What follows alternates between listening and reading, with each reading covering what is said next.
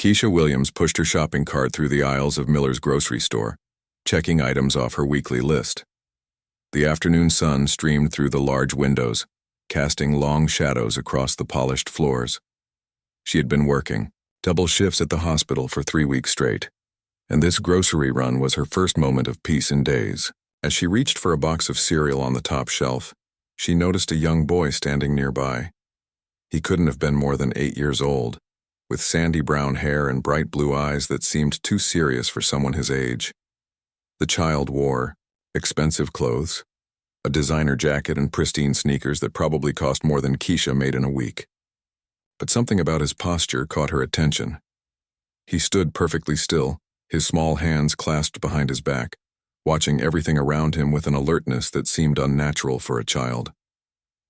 "Where's your mom or dad, sweetie?" Keisha asked gently, crouching down to his level. The boy looked at her with those piercing blue eyes and simply shrugged. "They're busy," he said in a voice that carried an odd formality. "I'm supposed to stay here and wait." Keisha glanced around the store but didn't see any adults who seemed to be looking for a lost child. The boy didn't appear frightened or upset, just watchful. Something in her maternal instincts kicked in. She had raised her younger brother after their mother passed away, and she recognized when a child needed protection, even if they didn't know it themselves. "What's your name?" she asked, standing up but staying close to him. "Marcus," he replied quietly. "Marcus Romano." The name meant nothing to Keisha, but she noticed how he said it with a certain pride, as if it carried weight she couldn't understand. The store was busier than usual for a Tuesday afternoon. Keisha observed the other shoppers going about their business, an elderly couple arguing over brands of coffee, a teenager texting while grabbing snacks, a mother with twin toddlers who were demanding candy from every aisle. Everything seemed normal, peaceful even. That's when she noticed the man in the black leather jacket near the pharmacy section. He had been in the same spot for 10 minutes, pretending to read medicine labels while his eyes constantly scanned the store. Something about his behavior made Keisha uncomfortable. She had learned to trust her instincts working night shifts in the emergency room, where she often dealt with people who weren't what they seemed. Marcus seemed to notice the man too. His small body tensed and he stepped slightly closer to Keisha without saying a word. "Do you know that man?" she whispered, trying to keep her voice casual. Marcus shook his head, but his eyes never left the figure in the leather jacket. Keisha made a decision that would change both their lives forever. Instead of finishing her shopping and leaving the boy to wait alone, she decided to stay close to Marcus until his family appeared. She didn't know why, but every fiber of her being told her that this child was in danger. She continued shopping slowly, always keeping Marcus within arm's reach. The boy didn't protest or ask questions. Instead, he seemed grateful for her presence, though he expressed it only through staying close and occasionally glancing up at her with those serious blue eyes. As they moved through the store together, Keisha began to notice other things that didn't feel right. There was another man near the entrance who kept checking his watch and looking toward the back of the store. A woman by the deli counter seemed more interested in watching the customers than examining the sandwich options. The feeling of unease grew stronger with each passing minute. Keisha had seen enough violence in the emergency room to recognize the signs of trouble brewing. The way these people positioned themselves, the way they avoided eye contact with staff, but kept watching everyone else. It all pointed to something bad about to happen. Marcus tugged gently on her sleeve. When she looked down, he whispered, "Thank you for staying with me." His words carried a maturity that broke Keisha's heart. No 8-year-old should sound so grateful for basic kindness from a stranger. "Of course, honey," she replied softly. No one should have to wait alone. She had no idea that this simple act of compassion was about to thrust her into a world she never knew existed, or that the child she was protecting carried a name that struck fear into the hearts of dangerous men across the city. The first sign of real trouble came when Keisha noticed the store employees starting to act strangely. Mrs. Chen, the elderly cashier who had worked at Miller's for 15 years, kept glancing nervously toward the manager's office. 2 stock boys who had been joking around earlier suddenly became quiet and focused on their work with unusual intensity. Marcus pressed closer to Keisha's side as they reached the frozen food section. "Something's wrong," he whispered, his small voice barely audible over the hum of the freezer units. Keisha was amazed by the child's awareness. Most kids his age would be oblivious to the subtle tension building in the store, but Marcus seemed to read the situation like someone much older. "What makes you say that?" Keisha asked quietly, pretending to examine frozen vegetables while actually scanning the store for threats. Marcus pointed discreetly toward the front entrance. "That man has been standing there for 20 minutes, but he hasn't bought anything. And the lady by the flowers keeps touching something in her purse." Keisha followed his gaze and felt her stomach drop. The boy was right. The woman near the flower display had her hand resting on her purse in a way that suggested she was gripping something inside it. Her posture was tense, ready for action. "Marcus," Keisha said carefully, "do you have a phone? Can you call your parents?" The boy shook his head. "They don't like me to carry one. They say it's not safe." This struck Keisha as odd. Most wealthy parents would want their children to have phones for safety reasons, but she didn't have time to think about it further. The man in the leather jacket started moving toward them, his pace casual, but his intent clear. Keisha's nursing training kicked in, and she began calculating distances and escape routes. The rear exit was blocked by delivery trucks. The main entrance had at least 2 suspicious individuals. The employee break room might have a back door, but she wasn't sure. "Stay right behind me," she told Marcus firmly. "Don't let go of my hand no matter what happens." The boy nodded and slipped his small hand into hers. His grip was surprisingly strong for such a young child. They started walking toward the pharmacy section, where Keisha hoped to find the store manager and alert him to the situation. But as they rounded the corner, she saw him talking urgently into his phone, his face pale with fear. When he noticed her approaching, he quickly ended the call and forced a smile that didn't reach his eyes. "Everything okay here?" Keisha asked, though she already knew the answer. The manager, Mr. Patterson, glanced nervously at Marcus and then back at her. "Oh yes, just some delivery issues. Nothing to worry about." But his hands were shaking as he spoke. That's when Keisha realized this wasn't a random robbery about to happen. The way Mr. Patterson looked at Marcus, the fear in his eyes, this was about the boy. These people weren't here to steal money or goods. They were here for Marcus. The thought terrified her. Who was this child, and why would anyone want to hurt him? She looked down at his innocent face and made a decision that surprised even her. She was going to protect him no matter what it cost her. "Marcus," she whispered, "we need to move somewhere safer. Can you be brave for me?" The boy looked up at her with those serious blue eyes and nodded. "I'm always brave," he said simply. "My father taught me to be." As they started moving toward what Keisha hoped would be a safer part of the store, she heard the distinctive sound of the front entrance doors being locked. The electronic beep echoed through the building, followed by an unnatural silence. The few remaining customers seemed to sense something was wrong, but nobody understood the real danger they were all in. Keisha's heart pounded as she realized they were trapped inside with people who wanted to hurt a child. She had no weapons, no training in combat, and no idea who these people were or what they were capable of. All she had was her determination to keep Marcus safe, and her years of experience staying calm under pressure. The boy squeezed her hand tighter. "Don't worry," he whispered. "My family will come for me. They always do." Something in his voice suggested this wasn't the first time Marcus had been in danger, and that thought made Keisha even more determined to protect him until help arrived. The announcement came over the store's speaker system in a calm voice that chilled Keisha to the bone. "Attention shoppers, we are temporarily closing for inventory. Please remain calm and stay where you are." But the voice wasn't Mr. Patterson's, and Keisha knew this was no inventory check. Marcus tugged on her sleeve and pointed toward the customer service counter. A tall man in a dark suit had appeared there, speaking quietly into a radio. He wasn't dressed like the other suspicious people in the store. His clothes were expensive, professional, and he carried himself with an authority that made everyone else seem like hired help. "That's Mr. Volkov," Marcus whispered, his voice tight with fear for the first time since Keisha had met him. "He works for people who don't like my family." The way the 8-year-old spoke about complex adult conflicts broke Keisha's heart and filled her with dread at the same time. Keisha quickly guided Marcus behind a display of soup cans, trying to keep them out of sight while she figured out their next move. The other shoppers were starting to panic. The elderly couple who had been arguing about coffee now huddled together near the bread aisle. The teenager had stopped texting and was looking around with growing alarm. The mother with twins was trying to calm her children while scanning for exits. "Listen to me very carefully," Keisha whispered to Marcus. "I'm going to create a distraction, and when I do, I want you to run to the employee break room and hide." "Can you do that?" But Marcus shook his head firmly. "I won't leave you. These people are dangerous, and they might hurt you because you helped me." The child's concern for her safety moved Keisha deeply, but it also revealed something troubling about the world Marcus lived in.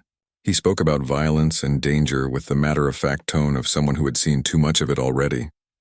Before she could respond, the lights in the store suddenly dimmed. Emergency lighting kicked in, casting eerie shadows across the aisles. Keisha heard footsteps moving in coordinated patterns. These people had clearly planned this operation carefully. They knew the store layout. They had control of the electrical systems, and they had enough people to cover all the exits. "Mrs. Williams," a voice called out from somewhere near the front of the store. Keisha's blood ran cold. They knew her name. "Mrs. Williams, we know you're here with the boy. No one needs to get hurt today. Just bring him to us and everyone can go home safely." Marcus looked up at her with wide eyes. "How do they know your name?" he whispered. Keisha shook her head. She had no idea, but it meant this situation was even more dangerous than she had thought. These weren't random criminals. They had done their research. "I need you to trust me," Keisha told Marcus quietly. "Whatever happens, remember that there are good people in the world who will help you. Your family is coming, right?" The boy nodded. "My father has people everywhere. They'll find me." He paused and looked at her seriously. "But they might not get here in time to help you too." Keisha realized that Marcus was trying to protect her just as much as she was trying to protect him. This brave little boy was worried about a stranger's safety even while his own life was in danger. It made her more determined than ever to keep him safe. She heard Mr. Volkov's voice again, closer this time. "The building is surrounded, Mrs. Williams. There's nowhere to go. Be reasonable." But Keisha had no intention of being reasonable when it came to protecting a child. She had taken an oath as a nurse to do no harm, and to help those in need. That oath didn't end when her shift was over. "Marcus," she whispered, "tell me the truth. Who is your father?"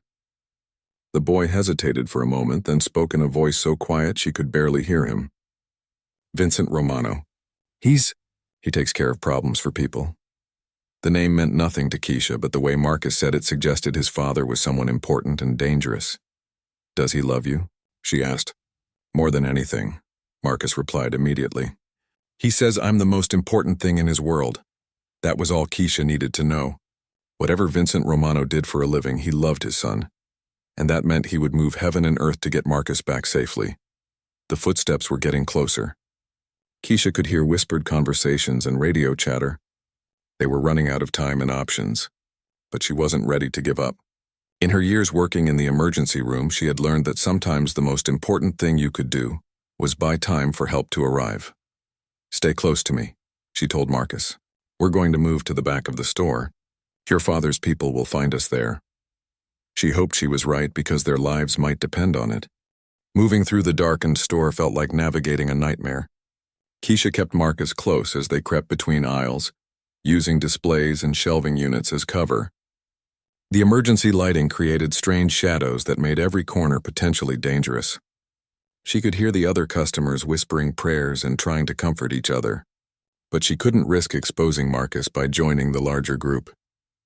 They had almost reached the back of the store when Keisha heard a commotion near the front entrance. Car doors slamming, urgent voices, and what sounded like orders being shouted. Her heart leaped with hope. Maybe Marcus's family had arrived. But then she heard Mr. Volkov speaking into his radio with increased urgency. "They're here sooner than expected. Move the boy now. We don't have much time." The calm professionalism in his voice was replaced by something that sounded almost like fear. Whoever was outside had the power to frighten these dangerous people. Marcus squeezed Keisha's hand. "That's them," he whispered excitedly. "That's my father's people." But instead of relief, Keisha felt a new kind of worry. She was about to meet people from a world she knew nothing about, and she had no idea how they would react to finding their boss's son with a complete stranger. The sound of approaching footsteps forced them to take shelter behind the customer service desk. Keisha could see the front entrance from their hiding spot. and what she witnessed made her question everything she thought she knew about the situation. 3 men in expensive suits entered the store with the confidence of people who owned the world around them. They moved with deadly precision, and the armed men who had been threatening the customers suddenly seemed nervous and uncertain. The power dynamic had shifted completely in a matter of seconds. The man in the center was tall with graying hair and steel-gray eyes that missed nothing. He surveyed the store like a general examining a battlefield, and when his gaze swept over their hiding spot, Keisha felt like he could see right through their cover. This had to be Vincent Romano, Marcus's father. "Vincent," Mr. Volkov called out, trying to sound calm but failing to hide the tension in his voice. "We need to talk. This doesn't have to end badly for anyone." Vincent Romano didn't respond immediately. Instead, he continued scanning the store until his eyes found exactly what he was looking for. "Marcus," he called out in a voice that carried both authority and love. "Are you hurt, son?" The boy started to stand up, but Keisha gently pulled him back down. Something about this situation still didn't feel right to her. If Vincent Romano was here to rescue his son, why were Mr. Volkov and his people still armed and positioned around the store? "I'm okay, Papa," Marcus called back. "The nice lady helped me." Vincent's eyes shifted to their hiding spot with laser focus. "What nice lady, son?" For the first time since this ordeal began, Marcus seemed uncertain about how to answer. Keisha made a decision that would define the rest of this encounter. She stood up slowly, keeping Marcus behind her, and faced Vincent Romano directly. "My name is Keisha Williams. I'm a nurse. Your son was alone when these people showed up, so I stayed with him to make sure he was safe." The silence that followed her words was deafening. Vincent studied her with those penetrating gray eyes, and Keisha felt like he was reading her entire life story in her face. Finally, he spoke. "You protected my son from strangers, even though you didn't know who he was or what kind of danger you were putting yourself in." It wasn't a question, but Keisha nodded anyway. "He's just a child. No child should face danger alone." Something in Vincent's expression softened slightly, though his stance remained alert and ready for violence. "Mr. Volkov," Vincent said without taking his eyes off Keisha and Marcus, "you have 10 seconds to explain why you thought threatening my son was a good idea." The menace in his quiet voice made the temperature in the store seem to drop 10 degrees. Mr. Volkov stepped forward, his hands visible and empty. "Your expansion into our territory has caused problems, Vincent. We needed leverage to negotiate a solution. The boy was supposed to be taken safely, no harm intended." "Leverage." Vincent repeated the word like it tasted bitter. "You used my child as leverage." The other customers in the store seemed to sense that something terrible was about to happen, and they huddled together as far from the confrontation as possible. Marcus tugged on Keisha's sleeve. "We should move away now," he whispered urgently. "When Papa gets angry, bad things happen to the people who made him angry." But Keisha realized they were trapped between 2 dangerous groups, and their only hope was that Vincent Romano's love for his son would extend to protecting the woman who had kept Marcus safe. The standoff continued, with armed men on both sides calculating odds and planning moves. But Keisha's focus remained on the child beside her, ready to shield him from whatever violence might come next. The tension in the store reached a breaking point when one of Mr. Volkov's men made the mistake of shifting his weapon in Marcus's direction. Vincent Romano moved faster than Keisha had ever seen anyone move. In seconds, the man was disarmed and on the ground, his arm twisted at an unnatural angle. The message was clear. Anyone who threatened Marcus Romano would face immediate and severe consequences. "Papa, stop," Marcus called out, his young voice cutting through the violence. "Mrs. Keisha doesn't understand about our world. She's scared." Vincent froze, his gray eyes moving from his son to Keisha. The child was right. She stood there with wide eyes, finally beginning to comprehend exactly who she had been protecting. "You didn't know," Vincent said to Keisha, and it wasn't a question. "You had no idea who Marcus was when you decided to help him." Keisha shook her head slowly. The realization was sinking in that she had stumbled into something far beyond a simple robbery. This was about power, territory, and a world where 8-year-old children needed protection from enemies who would use them as bargaining chips. Mr. Volkov seized the moment of calm to speak again. "Vincent, be reasonable. We have 12 people here, including innocent customers. One woman's heroics doesn't change the bigger picture. We still need to resolve our territorial dispute. The bigger picture? Vincent repeated coldly. Let me paint you a bigger picture, Volkov. You threatened my son. You traumatized innocent people. You forced a good woman to risk her life protecting a child she didn't even know. His voice grew quieter, which somehow made it more terrifying. The territorial dispute is now the least of your problems. Keisha watched this exchange with growing understanding. Vincent Romano wasn't just any father. He was someone powerful enough to make dangerous men afraid. Marcus wasn't just any 8-year-old. He was the son of someone important in a world where violence was a business tool. And she wasn't just a nurse who had helped a lost child. She was now a witness to things that could change her life forever. Marcus stepped closer to his father, but kept one hand on Keisha's arm. Papa, Mrs. Keisha took care of me when I was scared. She didn't have to, but she did. She's good people. The simple words from the child seemed to carry enormous weight with Vincent Romano. Mrs. Williams, Vincent said formally, my son tells me you stayed with him when you could have walked away, that you put yourself in danger for a stranger's child. Is this true? Keisha nodded, not trusting her voice. Then you have my respect and my protection. No one will harm you because of what happened here today. But Mr. Volkov wasn't finished. Protection from you isn't enough, Vincent. She's seen too much. She knows too much. This situation requires a permanent solution. The implied threat made Keisha's blood run cold. But before she could react, Marcus stepped forward. If you hurt Mrs. Keisha, I'll never forgive you, Papa, the boy said with startling maturity, and I'll never forgive myself for being the reason she got hurt. Vincent looked at his son with a mixture of pride and pain.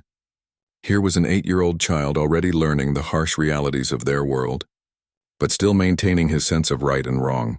The standoff continued, but Keisha could see that Vincent Romano was torn between his desire to protect his son and his recognition that she was an innocent who had simply tried to help. The other customers huddled together, afraid to move or speak. The store employees had long since disappeared into back rooms, leaving the confrontation to play out among people who lived by different rules than ordinary citizens. There is another solution, Vincent said finally. Mrs. Williams, you saved my son's life today. In my world, that creates a debt that can never be fully repaid. But it also creates a bond. You are now under the protection of the Romano family for as long as you live. Keisha felt the weight of those words without fully understanding their implications. She was being offered something that was both a blessing and a burden. Safety from one dangerous world, but connection to another that she never wanted to be part of. Marcus looked up at her with those serious blue eyes. That means you're family now, he explained simply. My papa's promise means nobody can ever hurt you, but it also means you'll always be connected to us.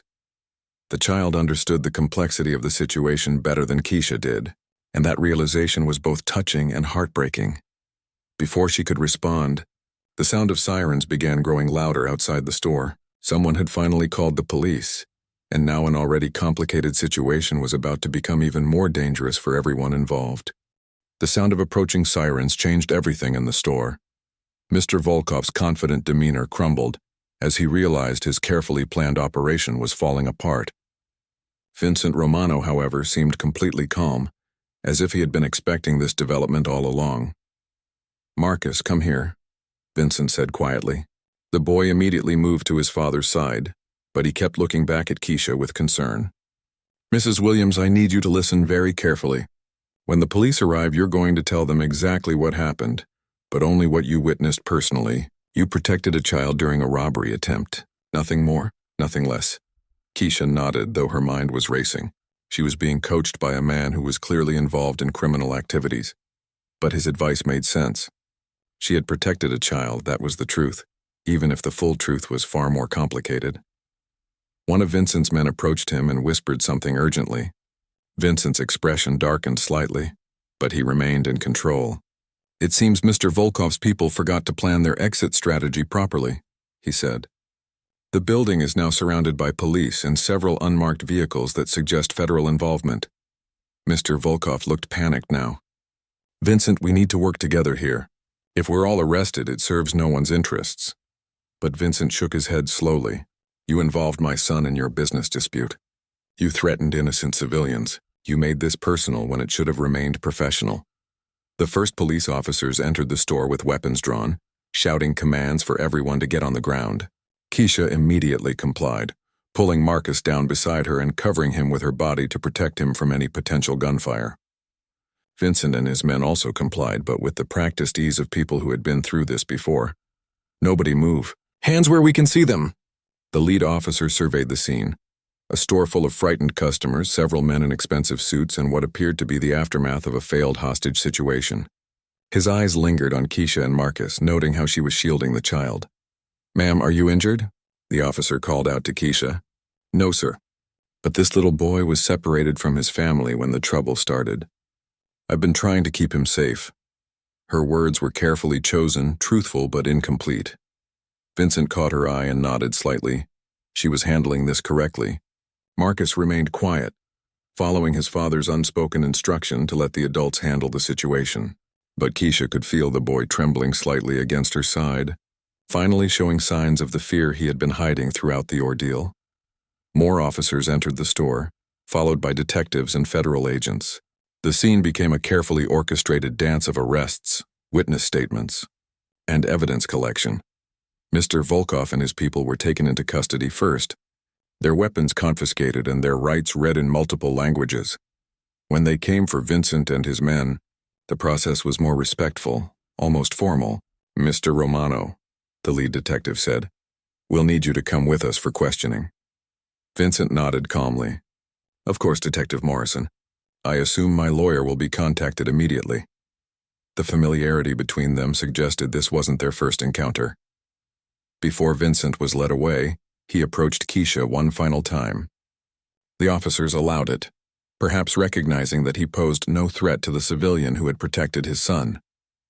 "Mrs. Williams, someone will contact you tomorrow about arrangements for Marcus's testimony, if it's needed. They will also discuss your ongoing safety and any concerns you might have." Keisha understood that they meant Vincent's people, not the police. She was being drawn into a world she wanted no part of, but her actions had created connections that couldn't be easily severed. Marcus hugged his father tightly before Vincent was escorted out. "I'll see you soon, son," Vincent promised. "Be good for Mrs. Keisha until your uncle arrives." The boy nodded bravely, though tears were starting to form in his eyes. As the store began to empty of criminals and law enforcement, Keisha found herself alone with Marcus, waiting for family members she had never met from a world she was only beginning to understand. The simple act of protecting a lost child had changed both their lives forever, creating bonds that would last far beyond this traumatic day. The investigating officers treated Keisha with respect and gratitude. Detective Morrison personally took her statement, praising her courage in protecting a child during such a dangerous situation. "You probably saved that boy's life," he told her. "Not many people would risk their own safety for a stranger's child." As she gave her statement, Keisha was careful to stick to what Vincent had advised, the simple truth of what she had witnessed. She described noticing suspicious behavior, staying with Marcus when he seemed alone and vulnerable, and trying to keep him safe when the situation became dangerous. She didn't mention the conversations about territories or leverage, focusing instead on her role as a protector. Marcus sat quietly beside her throughout the questioning, occasionally nodding to confirm details but mostly staying silent. The boy's composure continued to amaze. "Keisha," he answered questions when asked but never volunteered information that might complicate the situation for anyone involved. When Marcus's uncle finally arrived, Keisha understood immediately where the child's serious demeanor came from. Anthony Romano was a younger version of Vincent, with the same steel-gray eyes and commanding presence. He thanked the officers professionally, then turned his full attention to Keisha. "Mrs. Williams, my brother asked me to express his gratitude for what you did today. Marcus is the most precious thing in our family, and you kept him safe when we couldn't." His words were formal but sincere.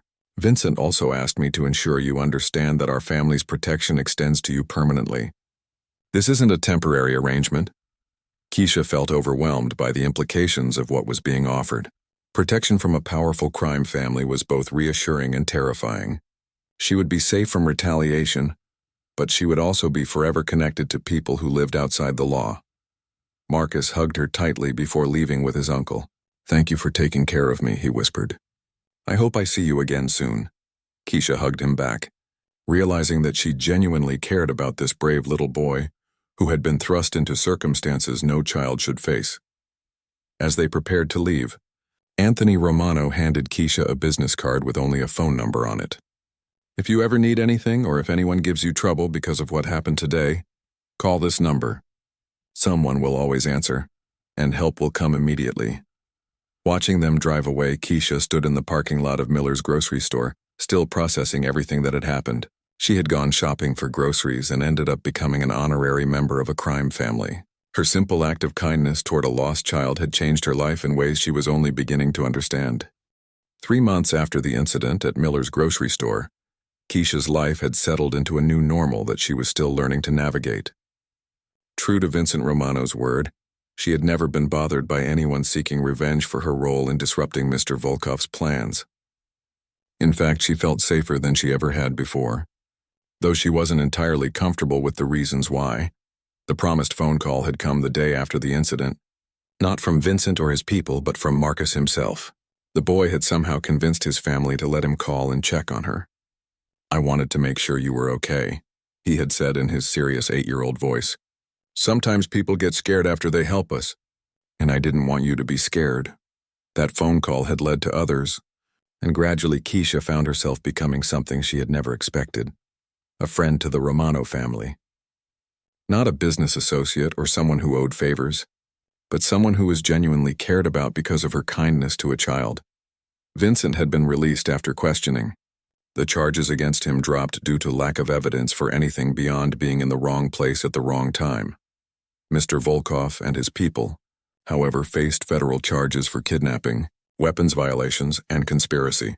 The territorial dispute that had started the whole incident had been resolved through negotiations that Keisha preferred not to think about too closely.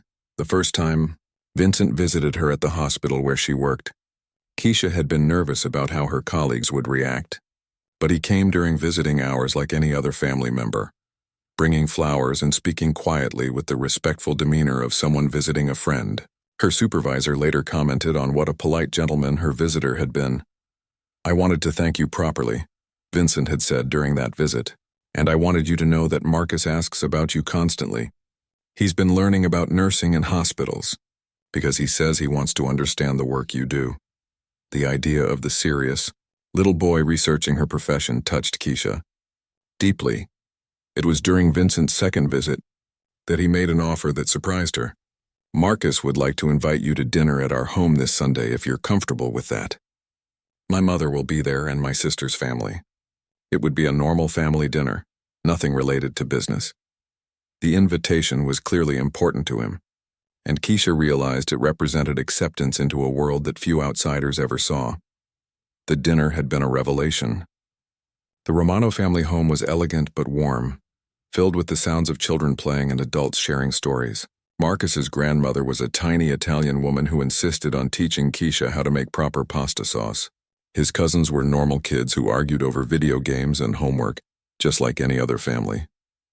Vincent himself was different in his home environment, still commanding, but also clearly devoted to his family in ways that reminded Keisha why she had instinctively trusted him to love his son. When Marcus proudly showed her his room and his collection of books about medicine, she understood that her influence on him went both ways. "He wants to be like you when he grows up," Vincent had told her privately. "He says you're brave and kind, and that you help people without asking for anything in return. That's not something he's seen much of in our world." There was both pride and sadness in his voice as he spoke about his son's aspirations. Now, months later, Keisha found herself in an unexpected position. She was still a nurse, still living her normal life, but she was also part of an extended family that happened to be one of the most powerful crime families in the city. She attended Marcus's school events when Vincent couldn't make it. She joined family dinners on Sundays. She even had her own room in the Romano house for when she visited. The strangest part was how natural it all felt. Marcus remained the serious, intelligent boy she had first met, but now she saw him laugh and play like a normal child. Vincent treated her with the respect and affection of a beloved sister-in-law. The family had accepted her completely, not because of what she could do for them, but because of what she had already done. On quiet evenings when she reflected on how dramatically her life had changed, Keisha realized that protecting Marcus that day had given her something she hadn't even known she was missing: a family. Not the family she had been born into, but one she had chosen through an act of simple human kindness. Marcus still called her every few days, sharing stories about school and asking about her work at the hospital. Sometimes he would mention wanting to come visit her at work again, to learn more about helping people. Vincent always accompanied these visits, and Keisha had begun to understand that in Marcus, the Romano family had hope for a different kind of future. The boy who had been used as leverage in a criminal dispute was growing up to admire someone who dedicated her life to healing others. And the woman who had simply tried to protect a lost child had found herself with a new purpose, helping to guide that child toward a life that might break the cycle of violence that had shaped his family for generations. Sometimes, the most important moments in life come from the simplest decisions. Keisha's choice to stay with a frightened child in a grocery store had saved his life, protected her own future, and created bonds that would last forever. In a world often defined by selfishness and violence, her act of selfless protection had proven that love and kindness could triumph over the darkest of circumstances.